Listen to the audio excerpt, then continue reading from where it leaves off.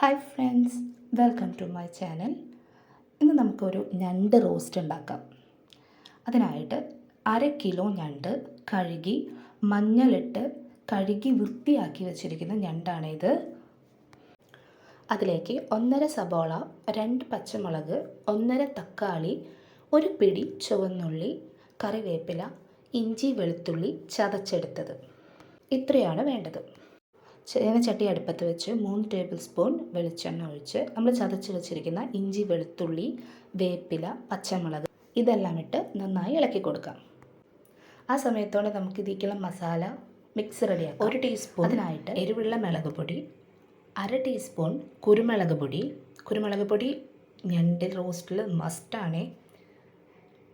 1/4 teaspoon മഞ്ഞൾപ്പൊടി, 1.5 teaspoon മല്ലിപ്പൊടി, 1/4 teaspoon മുതൽ 1/2 ടീസ്പൂൺ വരെ നമ്മുടെ ഗരം മസാല. വെളുത്തുള്ളിയും പച്ചമുളകൊക്കെ നന്നായി മുരിഞ്ഞു വന്നിട്ടുണ്ട്. അതിലേക്ക് നമ്മൾ അരിഞ്ഞു വെച്ചിരിക്കുന്ന സബോള ഇട്ട് കൊടുക്കാം. ഒപ്പം നമ്മൾ എടുത്തു വെച്ചിരിക്കുന്ന ഉള്ളി, ഞാനിവിടെ ഉള്ളി അരിയാതെ മുഴുവനോടെയാണ് ഇട്ടിട്ടുള്ളത്. ചെറിയ ഉള്ളി ആയതുകൊണ്ടാണ്. വലിയ ഉള്ളിയാണെന്നുണ്ടെങ്കിൽ അരിഞ്ഞിട്ടിടണം, അപ്പോഴാണ് വേഗമായി കിട്ടത്തുള്ളൂ. പിന്നെ ഞാൻ അരിഞ്ഞു വെച്ചിരിക്കുന്ന തക്കാളി ഇട്ട് കൊടുത്തു. അതിൻ്റെ കൂടെ അതിലേക്ക് പെരിഞ്ജീരകമാണ് ഞാൻ ഇടുന്നത്.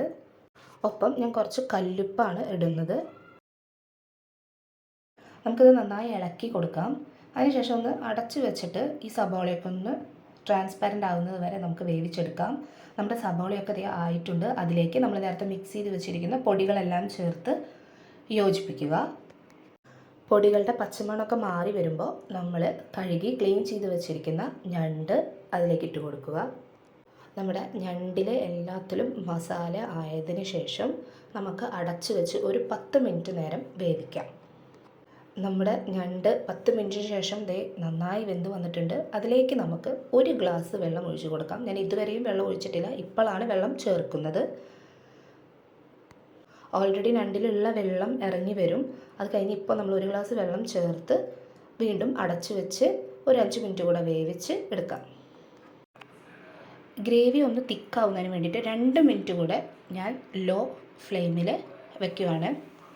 ഇതാ നോക്കി, നമ്മുടെ ഞണ്ട് റോസ്റ്റ് ഇവിടെ റെഡി ആയിട്ടുണ്ട്. മസ്റ്റ് ട്രൈ റെസിപ്പിയാണ്. നിങ്ങളെല്ലാവരും ട്രൈ ചെയ്ത് നോക്കണം.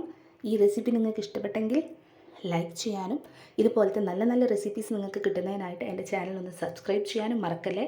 കൂടാതെ ഇത് നിങ്ങളുടെ ഫ്രണ്ട്സിനും റിലേറ്റീവ്സിനും ഒന്ന് ഷെയർ ചെയ്യണേ. Thank you for watching.